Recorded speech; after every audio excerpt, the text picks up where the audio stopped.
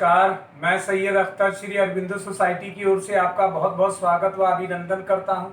हम आज शिक्षा में शून्य निवेश नवाचार कार्यक्रम ZIIEI द्वारा संकलित एक रोचक व अभिनव नवाचार के बारे में आपको बताएंगे। हम इनोवेटिव पाठशाला के अंतर्गत बेसिक शिक्षा परिषद उत्तर प्रदेश के कक्षा 4 की पर्यावरण अध्ययन की पुस्तक हमारा परिवेश के पाठ 7 जंतुओं में अनुकूलन के नवाचार अभिनव शिक्षा तकनीक की गतिविधि मैं कौन हूं का इस वीडियो में क्रियान्वयन करेंगे। हम आशा करते हैं कि आप इस वीडियो को देखने के उपरांत इस नवाचार तकनीक को अपने विद्यालय व कक्षा में अवश्य लागू करेंगे।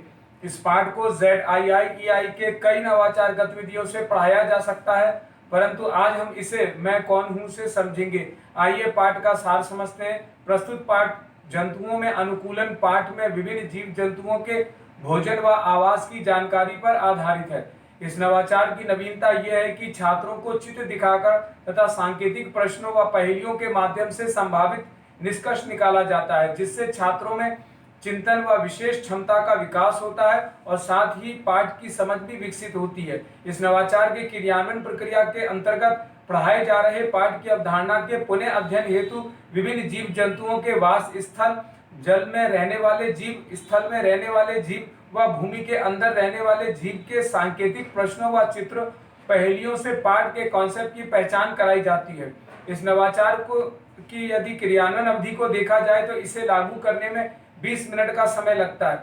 साथ ही पूर्व प्रबंधन के लिए शिक्षक को पाठ से जुड़े हुए कुछ चित्र, पर्चियों, टोकरियों तथा कुछ जीव जंतुओं के चित्रों की व्यवस्था करनी पड़ती है। पुनः अध्ययन एवं क्रियान्वयन प्रक्रिया के अंतर्गत चित्र व सांकेतिक प्रश्नों, पर्ची व पहेलियों के माध्यम से पाठ के कॉन्सेप्ट को दोहराया जाता है। साथ ही यह भी सुनिश्चित किया जाता है कि पाठ की व्याख्या पहले से कराई जा चुकी हो। कुछ निर्देशों का पालन भी शिक्षक को करना होता है, जैसे शिक्षक साथ लाए गए चित्र को श्यामपट्ट पर लगा देंगे। कक्षा में विभिन्न पर्चियों को इधर उधर छिपाया जाता है। छात्रों के समूह बांट दिए जाते हैं और सभी बारी बारी से समूह पर्चियों को ढूंढकर शिक्षक को लाकर देते हैं। शिक्षक पर्ची को पढ़कर बताते हैं और समूह द्वारा सही उत्तर देने पर छात्रों को अंक भी दिया जाता है। आइए अब समझते हैं कि इस नवाचार को किस प्रकार से लागू किया जाता है। माना छात्रों द्वारा पर्ची ढूंढकर शिक्षक को दी जाती है और उसे वह पढ़ते हैं और छात्रों के समूह से पहेली पूछते हैं, जैसे पानी में मैं तैरता हूँ, धीरे धीरे चलता हूँ, हाथ लगाने नहीं देता हूँ, खोल में छिप जाता हूँ, बताओ मैं कौन हूँ। तो छात्र उत्तर में कहते हैं कछुआ। इसी प्रकार दूसरा समूह आता है, वह भी पर्ची ढूंढकर शिक्षक को देता है। श्यामपट्ट पर बने चित्र की सहायता से उत्तर बताता है, जैसे समूह सभी जानवर डरते मुझसे, पीला मेरा रंग है, जंगल का मैं राजा कहलाता, बताओ मैं कौन हूँ। उत्तर में बच्चे बताते हैं शेर। इस प्रकार प्रत्येक पहेली व सांकेतिक प्रश्नों के बाद शिक्षक पाठ के नाम की जानकारी के लिए बच्चों से पूछते हैं कि ये सब किसके नाम हैं, तो बच्चे संभावित उत्तर बताते हैं जानवरों के। इस प्रकार शिक्षक इस गतिविधि से पाठ जंतुओं में अनुकूलन की जानकारी को दोहरा सकते हैं।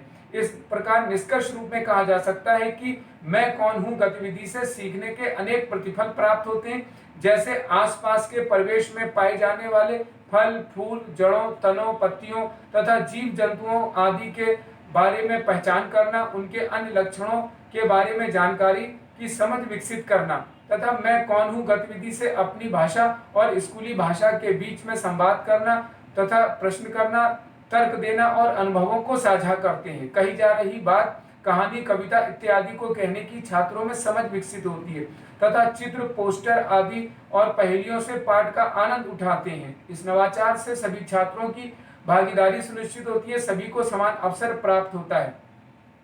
इस नवाचार में पीआरटी अनुपात का तो ध्यान रखा ही गया है, साथ ही साथ NCF 2005 के उद्देश्यों को भी पूरा किया गया है। ये नवाचार विशेष आवश्यकता वाले बालकों के लिए भी उपयोगी है। इस प्रकार शिक्षक पाठ जीव जंतुओं में अनुकूलन को एक निर्धारित माह में ही पढ़ाते हैं।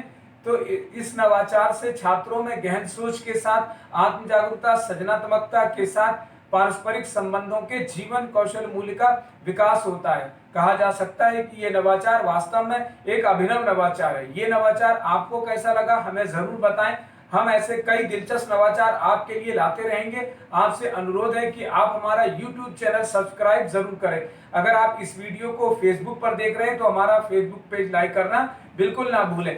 नीचे दिए गए लिंक पर जाकर इनोवेटिव पाठशाला ऐप को भी डाउनलोड जरूर करें। इस वीडियो को देखने और लाइक करने के लिए आपका बहुत बहुत धन्यवाद।